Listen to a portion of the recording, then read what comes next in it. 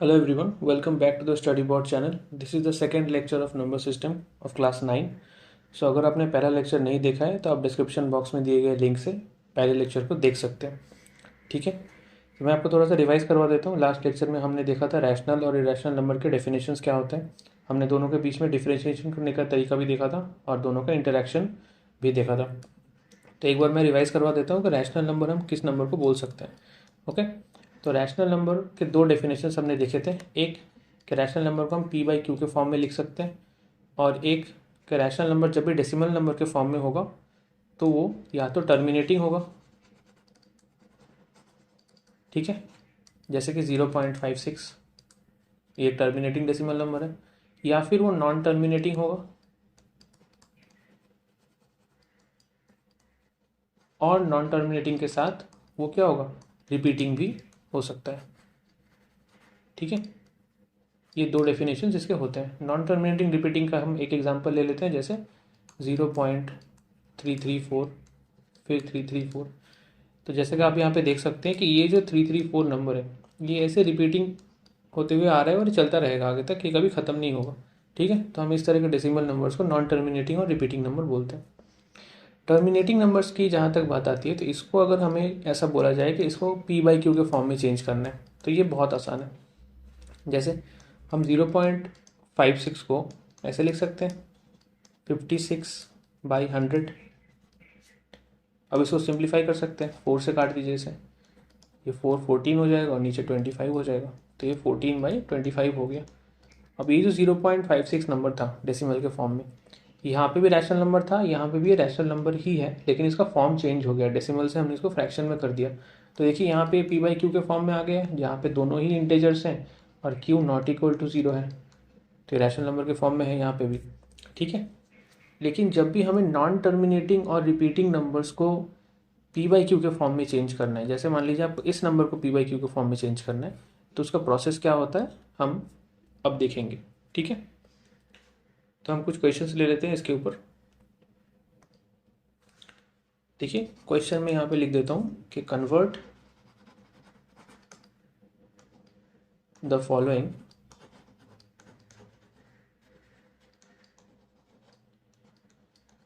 in P by Q form where P and Q are integers and Q not equal to 0। Okay, इस तरह के question बहुत ही common है। तो हम इस क्वेश्चन में पहला जो हमारा डेटा लेंगे वो मान लीजिए आपको दे रखा है 0.6 के ऊपर बार। ये बार हमने क्यों लिखा, क्योंकि इसका वैल्यू एक्चुअली में कैसा है, ये 6 यहाँ पे रिपीटिंग टर्म है, तो जो भी रिपीटिंग टर्म होते हैं उसके ऊपर बार लिख देते हैं। तो देखिए इसको सॉल्व कैसे करते हैं। पहले जो भी आपको नंबर दे रखा होगा हम उसको x मान लेंगे। ठीक है, हम लिख दिया let x equals to this. अब हमें क्या देखना है कि कितने डिजिट्स के ऊपर ये जो बार है ये दे रखा है। तो हम यहाँ पे देख सकते हैं कि यहाँ पे एक डिजिट के ऊपर ये बार दे रखा है। ठीक है, तो हम यहाँ पे 10x मतलब 10 से मल्टीप्लाई कर देंगे बोथ साइड को, x को भी करेंगे और इसको भी करेंगे। तो x को 10 से मल्टीप्लाई करेंगे तो 10x आ गया, इसको 10 से मल्टीप्लाई करेंगे तो ये डेसिमल एक स्टेप आगे चला जाएगा राइट हैंड साइड में, तो ये 6.66 ऐसे हो जाएगा। ठीक है, अब देखिए अगर हमें इस नंबर को पी बाई क्यू के फॉर्म में कन्वर्ट करना है तो हमें ये जो रिपीटिंग इसका पार्ट है जो 6 बार है इसको हमें हटाना पड़ेगा, मतलब 0.66 डॉट डॉट वाले पार्ट को हटाना पड़ेगा। तो हम क्या कर सकते हैं कि यहाँ से इस वाले पार्ट को हम सब्ट्रैक्ट कर सकते हैं। ठीक है, तो देखिए सब्ट्रैक्ट कैसे करेंगे, अगर हम इस नंबर से x को सब्ट्रैक्ट करते हैं तो x का वैल्यू क्या था 0.6666 ऐसे। अगर मैं इसको सब्ट्रैक्ट करता हूँ तो देखिए यहाँ से ये पूरा और ये पूरा टर्म कट जाएगा। ठीक है, यहाँ पे सिर्फ 6 बचेगा और यहाँ पे कितना बचेगा 9x। तो यहाँ पे x का वैल्यू कितना आ गया 6/9, तो ये आंसर आ गया 2/3। ठीक है, तो देखिए 2/3 ये पी बाई क्यू के फॉर्म में आ गया है, यहाँ पे दोनों ही इंटेजर्स हैं और क्यू नॉट इक्वल टू 0 है।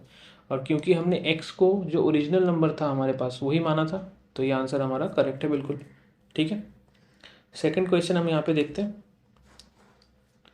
यहाँ पे दे रखा है देखिए 0.47 और यहाँ पे 7 के ऊपर बार है। ठीक है, ये बिल्कुल सेम तरीके का क्वेश्चन हम फिर से लिखेंगे कि x इक्वल्स टू 0.47777 ऐसे, फिर डॉट डॉट। ओके, अब हमें क्या करना है, देखना है कि कितने डिजिट्स के ऊपर बार दे रखा है। तो यहाँ पे भी एक ही डिजिट के ऊपर बार है, तो हम फिर से 10 से मल्टीप्लाई करेंगे इसको। तो यहाँ पे 10x हो गया, यहाँ पे 4.7777 और ऐसे डॉट डॉट दे दिया हमने। अब हमें फिर से क्या है, ये 0.77 वाला जो पार्ट है इसको हमें यहाँ से हटाना है। तो हम फिर से x को सब्ट्रैक्ट कर देंगे यहाँ से।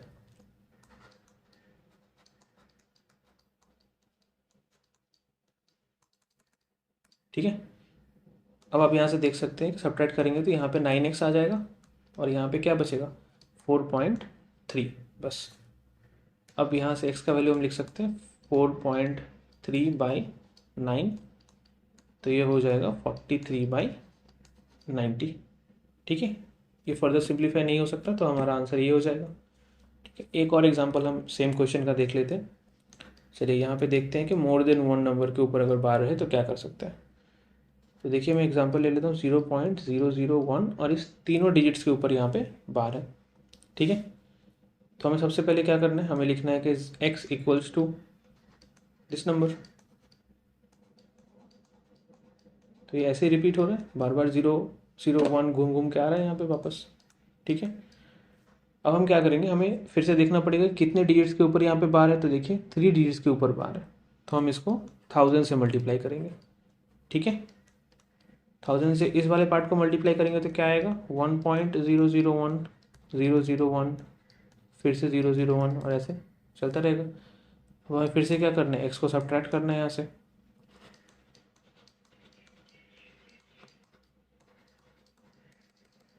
देखिए यहाँ पे कि ये पूरा पार्ट यहाँ पे सब्ट्रैक्ट होके 1 आ गया और यहाँ पे 999x आ गया।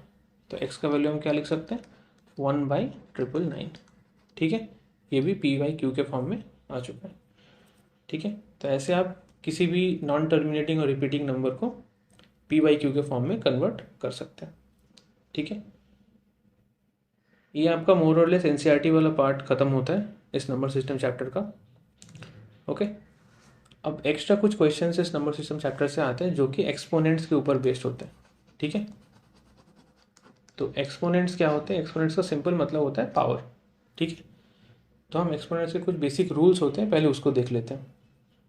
फर्स्ट रूल जो एक्सपोनेंट का होता है वो होता है a⁴m into a⁴n equals to a⁴m+n।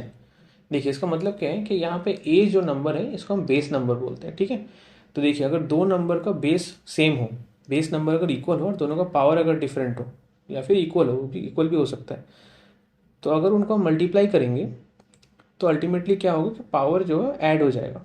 For example जैसे मान लीजिए 2⁴ है इंटू 2⁶ है।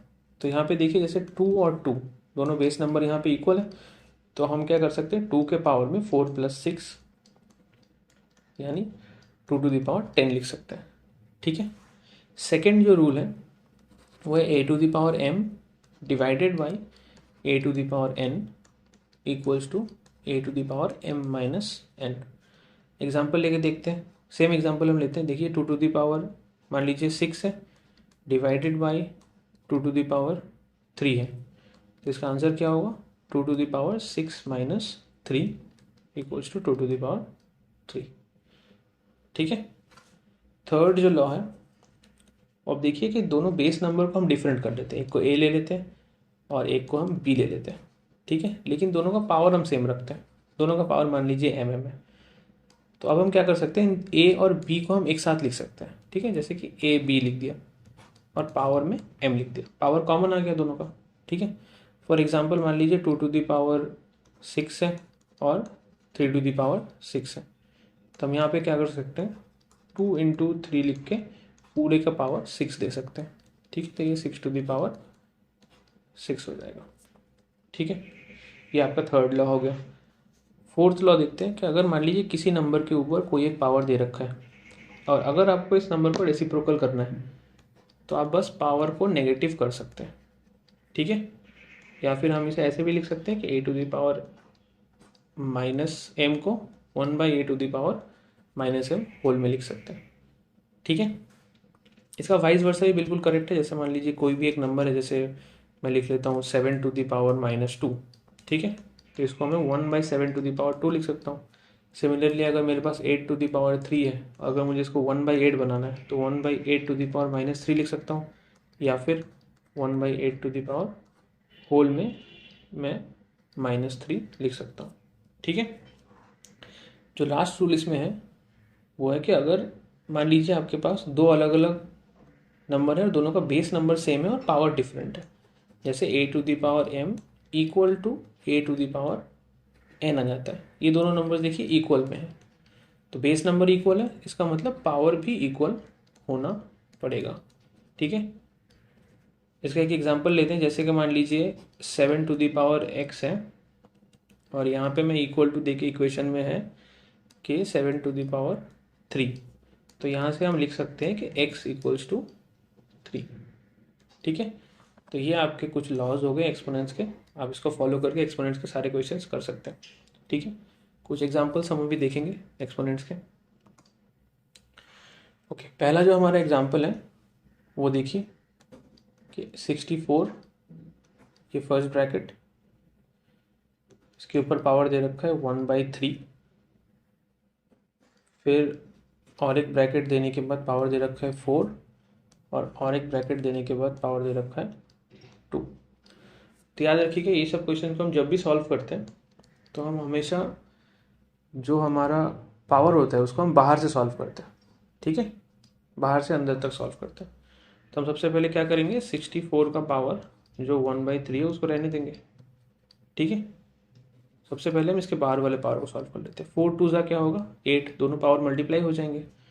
ठीक है, नेक्स्ट लाइन में हम ये लिख सकते हैं कि 64 का पावर कितना होगा 8/3। ठीक है, ये 1/3 इंटू 8 हो गया। अब देखिए जो यहाँ पे डिनोमिनेटर वाला पावर है ये कितना है 3, तो हमें 64 का क्यूब रूट निकालना पड़ेगा। 64 का क्यूब रूट क्या होता है, 64 को हम ऐसे लिख सकते हैं 4 इंटू 4 इंटू 4। तो अगर 64 का क्यूब रूट निकालना हो तो हम क्या लिखेंगे 4। ठीक है, तो हम यहाँ पे ये लिख सकते हैं 4⁻3। ठीक है, अब यहाँ से देखिए 4⁻3 इंटू 8/3, तो पावर में 3 और 3 क्या होगा कट जाएगा, अल्टीमेटली जो आंसर बचेगा वो 4⁸ होगा। ठीक है, नेक्स्ट एक और क्वेश्चन देखते हैं। यहाँ पे देखिए यहाँ पे दे रखा है x⁻⁻4 y⁻−10 और इस पूरे के पावर में दे रखा है 5/4। ठीक है, तो हम क्या करना पड़ेगा, इस पावर को इंडिविजुअली दोनों के पावर के साथ मल्टीप्लाई करना पड़ेगा। ठीक है, तो x⁻⁻4 इंटू 5/4 हो जाएगा ऊपर, और नीचे हो जाएगा y⁻−10 इंटू 5/4। ठीक है, तो ऊपर सिंप्लीफाई करेंगे तो क्या आएगा x⁻−5, और नीचे आ जाएगा y⁻, कितना, इसको काटिए यहाँ से 2 2 4 और 2 5 10, तो आ गया -25/2। तब दोनों के पावर में माइनस है तो हम दोनों को रेसिप्रोकल करके लिख सकते हैं, तो y⁻25/2 आ गया ऊपर, और नीचे आ गया x⁻5। ठीक है, नेक्स्ट एग्जांपल देखते हैं हम। नेक्स्ट एग्जांपल में ऐसा है कि 0.001 इसके पावर में हमें दे रखा है 1/3। ठीक है, तो अब देखिए हम इस डेसिमल को पहले फ्रैक्शन में कन्वर्ट कर लेते हैं, तो ये 1/1000 हो जाएगा, और 1/1000 को हम क्या लिख सकते हैं 10⁻3, और इस दोनों पावर को हम क्या करेंगे मल्टीप्लाई करेंगे, तो 10⁻3 इंटू 1/3, तो ये हो गया 1/10। डेसिमल में करके लिखेंगे तो 0.1 इसका आंसर आ जाएगा। ठीक है, अच्छा एक लास्ट एग्जाम्पल हम देख लेते हैं इसका, जो कि है -3 to the power m+1 into -3 to the power 5 equal to -3 to the power 7। यहाँ पे हमें बोला है कि m को इवेल्युएट करना है। ठीक है, तो देखिए कैसे करेंगे इसको। यहाँ पे हमें दिख रहा है कि जो -3 और -3 है बेस सेम है, यहाँ पे दोनों को एक जगह पे लेके आएंगे। तो क्या लिख सकते हैं कि -3 का पावर m+1 +5, क्योंकि मल्टीप्लाई होगा तो पावर्स ऐड हो जाएंगे, इक्वल टू -3 का पावर 7। अब देखिए इक्वेशन के LHS में और RHS में दोनों का बेस नंबर सेम है, तो हम क्या लिख सकते हैं कि पावर्स भी सेम होंगे। तो m+1 +5 इक्वल टू हो गया 7। तो यहाँ से हम m कैलकुलेट कर सकते हैं 1। ओके, अच्छा कुछ और रूल्स होते हैं एक्सपोनेंट्स के जो आप यहाँ पे देख लीजिए। जैसे कि मान लीजिए कोई भी नंबर आपको दे रखा है a, अगर उसका पावर 0 हो तो उसका वैल्यू कितना होता है 1। कोई भी नंबर हो, जैसे 7 टू द पावर 0 आ गया तो इसका वैल्यू हमेशा 1 होता है। ठीक है, तो ये रूल भी किसी किसी क्वेश्चंस में काम में आते हैं, तो आप इसको ध्यान में रखिएगा। ठीक है, अच्छा अब देखिए कि जो स्क्वायर रूट होता है, जैसे मान लीजिए a है, अगर a को मैं ऐसे लिखूँ स्क्वायर रूट, तो इसको हम स्क्वायर रूट बोलते हैं। मतलब इसका पावर एक्चुअली ऐसा 2 है। इसका मतलब ये है कि a को हमें दो नंबर्स में, दो इक्वल नंबर के मल्टीप्लिकेशन में डिवाइड करना है। ठीक है, फॉर एग्जांपल मैं लिख लेता हूँ ऐसे कि 64। ठीक है, अब देखिए 64 को मैं कैसे लिख सकता हूँ 8 इंटू 8, तो इन दोनों 8 से एक 8 मैं बाहर लेके आ सकता हूँ, तो ये इसका आंसर हो जाएगा। ठीक है, ये तो बहुत सिंपल है।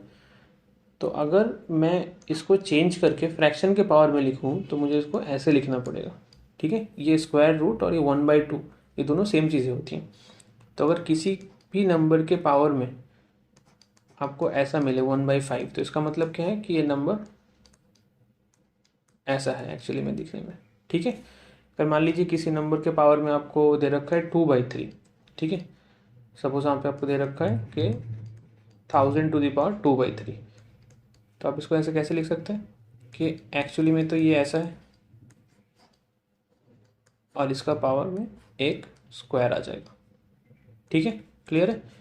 तो इसका आंसर आप कैसे निकालेंगे, तो देखिए कि यहाँ पे क्यूब रूट है और इसको मैं 10 का क्यूब लिख सकता हूँ और बाहर एक स्क्वायर है हमारे पास, तो यहाँ से इसका आंसर आ जाएगा कितना 10 और उसका स्क्वायर तो 100। ठीक है, तो ये मोर और लेस आपका थ्योरी हो गया इस चैप्टर का। आगे मैं एक वीडियो बनाने वाला हूँ जहाँ पे हम सारे इंपॉर्टेंट क्वेश्चंस को एक साथ डिस्कस करेंगे इस पूरे चैप्टर का। ठीक है, अगर आपको ये वीडियो पसंद आए तो वीडियो को लाइक कीजिए और चैनल को सब्सक्राइब कीजिए, और कमेंट सेक्शन में बिल्कुल अपने क्वेश्चंस को आप डाल सकते हैं। मैं वहाँ से आपकी हेल्प करने की पूरी कोशिश करूँगा।